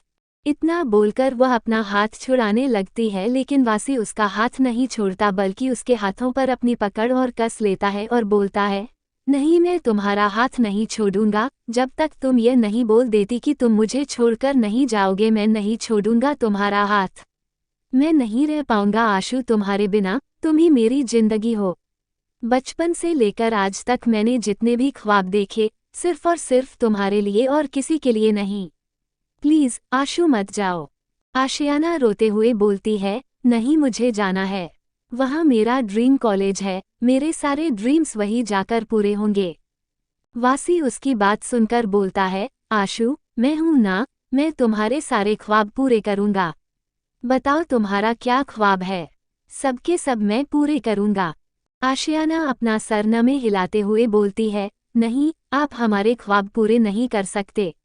हमारे ख्वाब बहुत बड़े हैं और जब ख्वाब बड़े होते हैं तो इंसान को किसी पर डिपेंड नहीं होना चाहिए, उसे खुद अपने ख्वाबों को पूरा करने के लिए खड़े होना चाहिए, उसे खुद अपने ख्वाब पूरे करने चाहिए और हम किसी पर बोझ नहीं बनना चाहते। हम अपने ख्वाब खुद पूरे करेंगे, बस। उद्धरण चिन्ह। आशियाना की बात सुनकर वासी बोलता है, पर आशु तुम मेरी पहली मोहब्बत हो, मोहब्बत करता हूँ मैं तुमसे। आशियाना उसके मुंह से मोहब्बत सुनकर बोलती है, हम आपसे मोहब्बत नहीं करते हैं, कभी नहीं करते आपसे मोहब्बत। वासी उसकी बात सुनकर बोलता है, कोशिश कर लो, हो जाएगी तुम्हें हमसे मोहब्बत। उद्धरण चिन्ह। आशियाना अपना सिर नामे हिलाते हुए बोलती हैं, हम ऐसी कोशिश क्यों करें जो कोशिश कभी कामयाब ही नहीं होनी। उस कोशिश की कोई मंजिल ही ना हो। हमने आपसे कभी मोहब्बत नहीं करी, हमने आपको कभी उस नज़र से देखा भी नहीं। हमने सिर्फ और सिर्फ आपको अपने भाई की नज़र से देखा है। हम आपसे कभी मोहब्बत नहीं कर पाएंगे। आप हम पर टाइम वेस्ट ना करें। आप उसके पास जाए जो आपसे मोहब्बत करता है, आपसे बेइंतहा मोहब्बत। उसके पास जाए, हम आपसे मोहब्बत नहीं करते, ना ही कभी हम आपसे मोहब्बत कर पाएंगे। छोड़िए हमारा हाथ, हमें देर हो रही है। वासी आशियाना की बात सुनकर बोलता है, नहीं प्लीज मुझे छोड़कर मत जाओ, मर जाऊंगा मैं। तुम्हारे बिना नहीं रह पाऊंगा मैं। तुम्हारे बिना एक एक लम्हा मेरे लिए जीना मुश्किल है। तुम्हारे बिना मैं नहीं जी पाऊंगा। तुम इतनी दूर चली जाओगी, मर जाऊंगा मैं तुम्हारे बिना। आशियाना वासी की बात सुनकर बोलती है, कोई किसी के लिए नहीं मरता, सब जीते हैं। कोई किसी के लिए नहीं ठहरता, किसी की जिंदगी किसी के जाने से नहीं रुकती है। हम जाएंगे लेकिन आपकी जिंदगी में कोई आएगा जो आपको उससे मोहब्बत करने पर मजबूर कर देगा। कोई है आपकी जिंदगी में जो आपसे बेइंतहा मोहब्बत करता है। आप उसके पास जाए, हमारे पास नहीं। हम आपसे कभी मोहब्बत कर ही नहीं सकते। हमने जिसे हमेशा बचपन से अपने भाई के नजरिया से देखा हो, उससे हम भला कैसे मोहब्बत कर सकते हैं। छोड़िए अब हमारा हाथ, हमें बहुत ज्यादा देर हो रही है। वह जबरदस्ती अपना हाथ वासी के हाथों से छुड़ा लेती है। वासी धीरे से बोलता है, मत जाओ आशु, मर जाऊंगा मैं, नहीं रह पाऊंगा तुम्हारे बिना। पहली मोहब्बत हो तुम मेरी। आशियाना जो वहां से जा रही होती है, वासी की बात सुनकर पीछे मुड़कर धीरे से बोलती है, पहली मोहब्बत हो आखिरी नहीं, और देखना एक दिन आपको फिर किसी से मोहब्बत होगी जो आपकी आखिरी मोहब्बत होगी, और जो आखिरी मोहब्बत होती है वही आपकी पहली और आखिरी मोहब्बत होती है, और जिससे आप पहले मोहब्बत करने का दावा करते हैं वह सिर्फ और सिर्फ आपकी अट्रैक्शन होती हैं। आशियाना की बात सुनकर वासी बोलता है, तुम मेरी अट्रैक्शन नहीं हो, मोहब्बत हो मेरी, मेरी पहली और आखिरी मोहब्बत। नहीं रह पाऊंगा आशु मैं तुम्हारे बिना। आशियाना उसकी बात सुनकर बोलती है, जैसे आप पहले रहे हैं इतने सालों से हमारे बिना, वैसे ही आप रहिए। हमें जाना है। उद्धरण चिन्ह। ये बोलकर वो जल्दी से दरवाजा खोलती है और वहां से चली जाती है। वासी बस उसे जाता हुआ देख घुटनों के बल बैठ जाता है। उसकी आंखों से लगातार आंसू बह रहे थे, वो खुद को संभाल नहीं पा रहा था। वो खुद से धीरे से बोलता है, आशु मत जाओ, नहीं रह पाऊंगा, नहीं जी पाऊंगा तुम्हारे बिना। क्यों कर रही हो मेरे साथ ऐसा? मुझे पता है तुम मोहब्बत करती हो मुझसे, तो फिर क्यों ऐसे मेरी मोहब्बत से भाग रही हो? तुम्हें दुनिया जहां की खुशियां मैं दे सकता हूं, फिर क्यों जा रही हो मुझसे दूर? आशु प्लीज मत जाओ, रुक जाओ। आशियाना जो जल्दी से बाहर आई थी, उसने अपने आंखों से बहते आंसुओं को वही रूम के अंदर ही रोक लिया था। वो अपनी ताई अम्मी के सामने नहीं दिखाना चाहती थी कि वो अभी रोई हुई है। रात का वक्त, राजस्थान। खुशहाली चुपचाप बेड पे बैठी हुई थी। उसके पास करने को कुछ भी नहीं था, वह बहुत ज्यादा बोर हो रही थी। वह बोर होने के अलावा कुछ कर भी तो नहीं सकती थी। बोर होना जैसे उसके आज के दिन में लिखा गया था। वह सुबह से सिर्फ और सिर्फ बोर हो रही थी। ऊपर से मनन ने इतनी कस के उसके हाथों में कंगन डाले, उसके हाथों में बहुत दर्द होने लगा था। उसके हाथ लाल पड़ गए थे और वह अभी भी हल्के हल्के लाल थे। खुशहाली अपने उन लाल पड़े हाथों को देख रही थी। वही मनन अपने फोन में कुछ कर रहा था। उसके चेहरे के एक्सप्रेशंस बिल्कुल सख्त थे। वह एक्सप्रेशन लेस चेहरे के साथ अपने फोन में कुछ देख रहा था। देखने में तो यही लग रहा था जैसे वो बहुत ही ज्यादा इम्पोर्टेंट काम कर रहा हो। थोड़ी देर बाद वह अपना फोन बंद करके अपनी जेब में रख लेता है और खुशहाली के पास आकर बोलता है, चलो। खुशहाली उसकी आवाज सुनकर बोलती है, चलो। कहाँ चले हम? देखिए, हम कहीं पर भी नहीं जाना। हमने गलती कर दी कि हम गलती से उस गेट के अंदर आ गए थे, लेकिन अब हम कहीं नहीं जाएंगे। वह बिलोटा फिर से आ जाएगा और हम उस बिलोटे के सामने बिल्कुल भी नहीं जाना चाहते। प्लीज प्लीज हम नहीं जाएंगे। मनन खुशहाली की बात सुनकर अपना सर न में हिला देता है। उसे सच में नहीं पता था कि खुशहाली को बिलोटे से डर लगता है। पिछले जन्म में खुशहाली बिल्कुल भी उस रूम के अंदर नहीं गई थी और उसे नहीं पता था कि यहाँ पर इस रूम में एक और रूम है जहाँ पर एक बिलोटा है, इसलिए मनन को इसका बिल्कुल भी आइडिया नहीं था। वो आगे बढ़कर झुककर खुशहाली को अपनी बाहों में उठा लेता है। खुशहाली गिरने के डर से उसकी गर्दन में अपनी बाहें जल्दी से लपेट लेती है और उसे कसकर पकड़ते हुए बोलती है, यह आप क्या कर रहे हैं? देखिए, अब हम ठीक है। हमारे पीरियड्स भी नहीं है, आप हमें क्यों गोद में उठा रहे हैं? हमारे भगवान जी ने हमें पैर दिए हैं, हम अपने पैरों से चल सकते हैं। उतारिए हमें। मनन उसकी बात सुनकर बोलता है, हमने आपसे कहा था कि आप चलिए, लेकिन आप चली नहीं, तो अब हमारी मर्जी है, हम आपको कैसे भी यहाँ से लेकर जाए। खुशहाली मनन की बात सुनकर आंखें फाड़े उसे देखने लगती हैं। वह धीरे से बोलती है, देखिए, आप हमारे साथ ऐसा वैसा कुछ करने के लिए हमें यहाँ से कहीं नहीं ले जा सकते, हम आपके साथ कहीं भी नहीं जाएंगे। मनन खुशहाली की बात सुनकर हल्का मुस्कुराकर उसके चेहरे के बिल्कुल करीब आकर बोलता है, अच्छा, तो आप चाहते हैं कि हम आपके साथ ऐसा वैसा इसी कमरे में करें, कहीं और आपको लेकर ना जाए। खुशहाली मनन की बात सुनकर आंखें फाड़े उसे देखते हुए बोलती है, यह आप कैसी बातें कर रहे हैं? आपको जरा सी भी शर्म नहीं आती है, एक लड़की से ऐसी बात करते हुए? मनन खुशहाली की बात सुनकर मुस्कुराते हुए बोलता है, हम तो वही बात कर रहे हैं जो आप बात कर रहे हैं। हम तो सिर्फ आपकी बात का जवाब दे रहे हैं। अभी तो हमने कुछ बोला ही नहीं है, जब हम बोलेंगे तो फिर आप कुछ बोलने लायक नहीं बचेंगे, इसलिए चुपचाप आप हमारे साथ चले। इतना बोलकर वो उसे रूम में बने एक छोटा सा दरवाजा, जो दिखने में ज्यादा बड़ा नहीं था ना ही ज्यादा छोटा था, उस दरवाजे से लेकर बाहर आ जाता है। वो मनन के रूम से सीधे बाहर का रास्ता निकलता था, जहां पर आने की इजाजत किसी को भी नहीं थी। मनन को जब भी बाहर जाना होता था वह इस दरवाजे का यूज करता था। वो कभी भी मेन गेट से बाहर नहीं निकलता था, वह हमेशा अपने छोटे से दरवाजे का ही इस्तेमाल करता था। वो खुशहाली को अपनी बाहों में लिए बाहर आता है। जहां पर गार्डन एरिया था वहां पर एक बहुत बड़ा सा अस्तबल था और वहां पर हॉर्स राइडिंग के लिए भी बहुत सारी जगह दी गई थी। वहां पर बहुत सारे घोड़े खड़े हुए थे, सफ़ेद कलर का, ब्लैक कलर का, ब्राउन कलर का, और भी बहुत सारे घोड़े खड़े हुए थे। खुशहाली तो बस एक तक उन घोड़े को ही देखती रह जाती है। वह घोड़े दिखने में सच में बहुत ही ज्यादा खूबसूरत थे, उनकी खूबसूरती देखकर कोई भी उन पर मर मिटेंगे। मनन मुस्कुराते हुए खुशहाली को देखता है, जो एकटक घोड़े को ही देखे जा रही थी।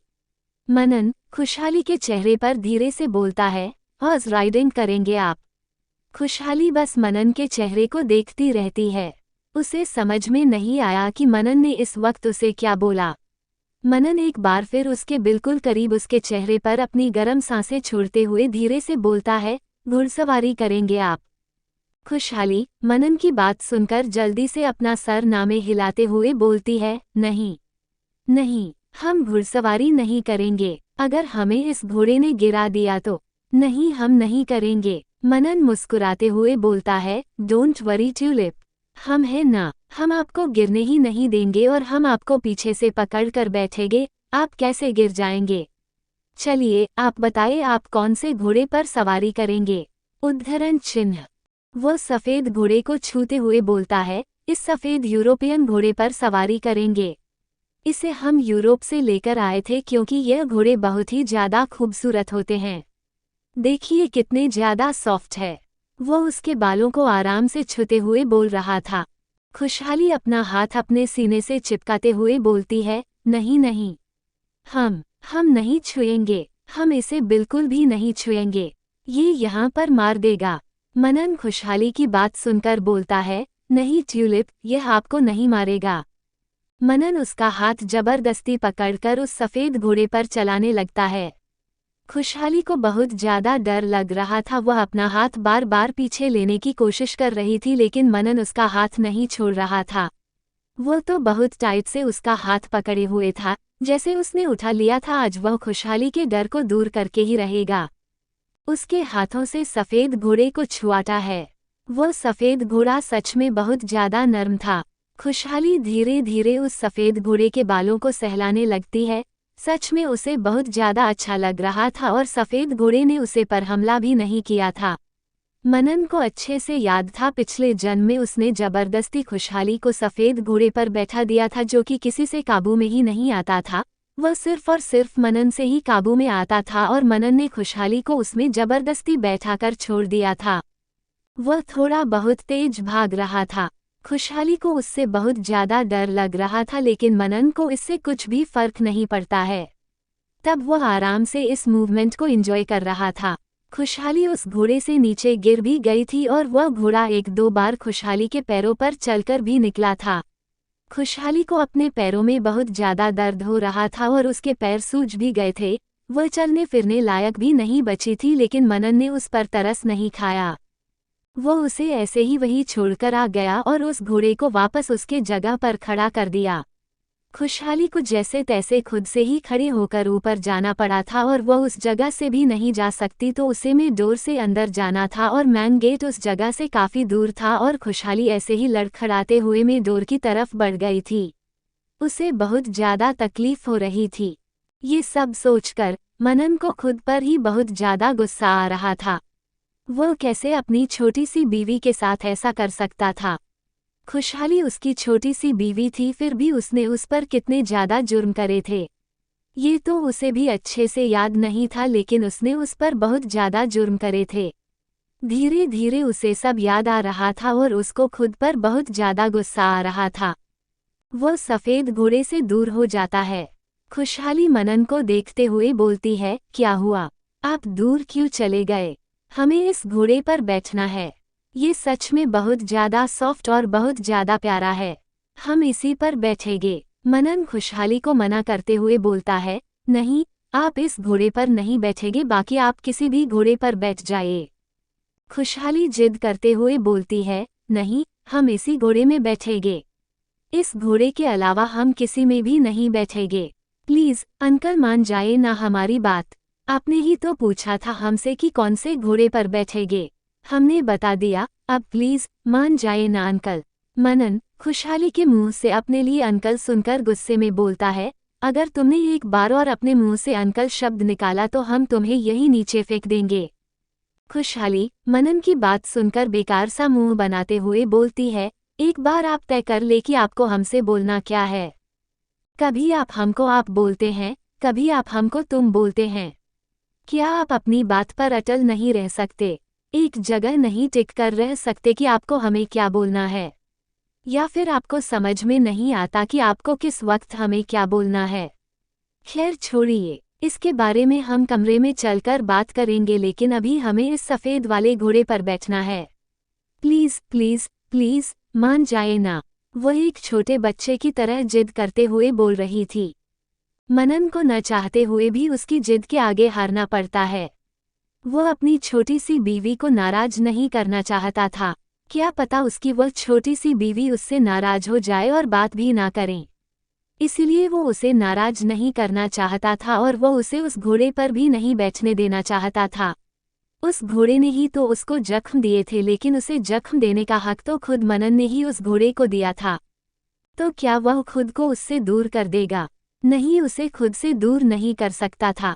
उसने उससे शादी उसे प्रोटेक्ट करने के लिए की थी, वो उसे अच्छे से प्यार करने के लिए की थी। जो वह लोगों की बातों में आकर उसे प्यार नहीं दे पाया था, वह उसे वह सब कुछ देना चाहता था जो उसने पिछले जन्मों में सब कुछ छीन लिया था।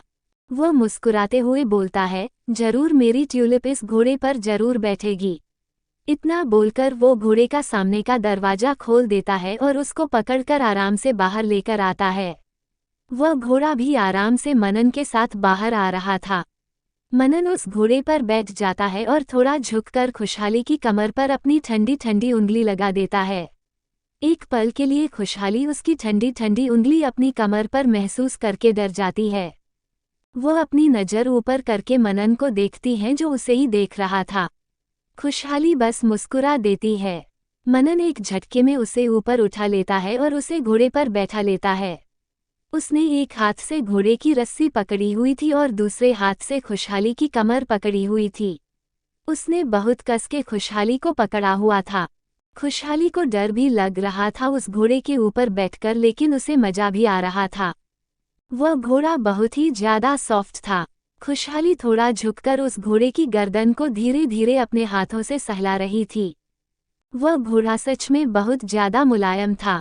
वही मनन को खुशहाली की इस हरकत को देखकर पता नहीं क्यों उसे बिल्कुल भी अच्छा नहीं लगता है। वो खुशहाली की कमर पर अपने हाथ टाइट कर लेता है, जिससे खुशहाली को अपनी कमर में हल्का दर्द महसूस होने लगता है। तो उसकी हल्की आह भी निकल आती है।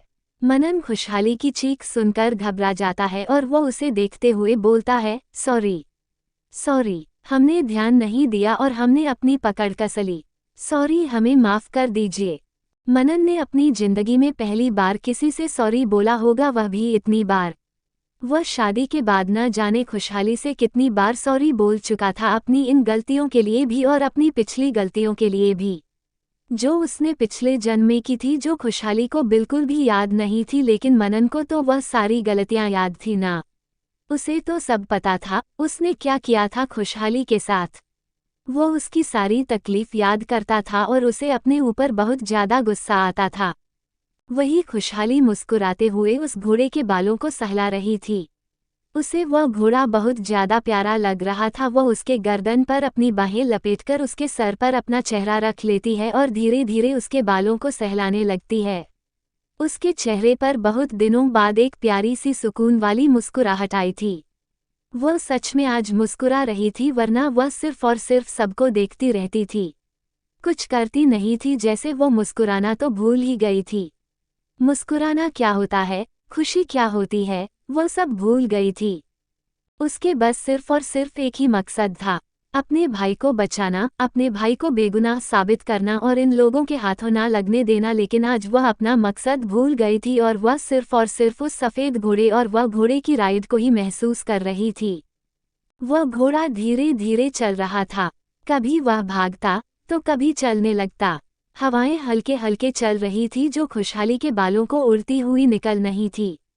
कभी वो उसके बालों को उसके गालों पर लाकर उसकी लट उसके गालों को चूम लेती, तो कभी वो उड़कर फिर मनन के चेहरे के पास ले आते, जिसे मनन आराम से गहरी सांस लेते हुए उसकी खुशबू को अपने अंदर समा लेता।